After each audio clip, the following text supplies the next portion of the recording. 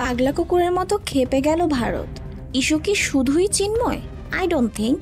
আসুন দেখি কেঁচো খুঁড়তে সাপ পাওয়া যায় কিনা। নিশ্চিতভাবেই বলা যায় এখন থেকে আর পানির দরে কাঁচা চামড়া পাবে না ভারত।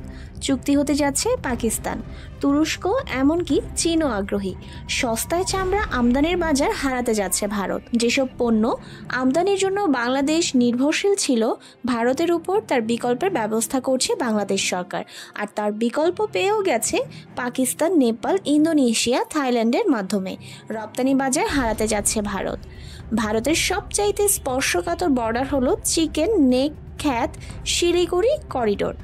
ভারত কখনোই চায় না সেই করিডোরের কাছাকাছি কোনো পার্শ্ববর্তী রাষ্ট্র কোনো ধরনের সামরিক স্থাপনা তৈরি করুক, কারণ তা ভারতের 7 সিস্টার্সের সার্বভৌমত্ব রক্ষায় ভারতের জন্য ঝুঁকির কারণ।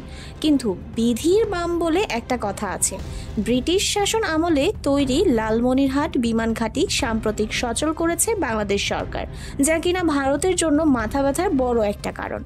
অন্তর্বর্তীকালীন সরকারের 100 দিনের ভাষণে ডক্টর ইউনূস বলেছেন, ইউরোপীয় ইউনিয়নের 20 জনের মতো রাষ্ট্রদূত বাংলাদেশে আসছেন। তারা বাংলাদেশে চালু করতে চায় হাই কমিশন।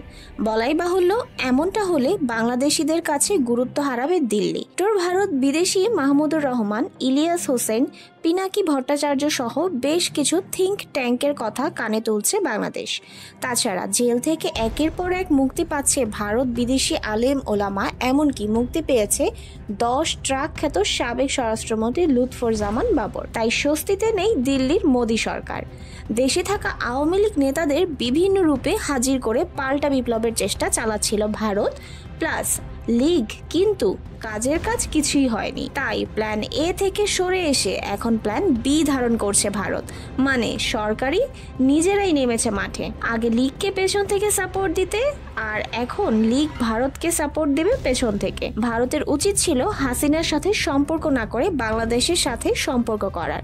আর এখন মেনে নিতে পারছে না মোদির চেয়েও বড় খেলোয়াড় ডক্টর ইউনূস।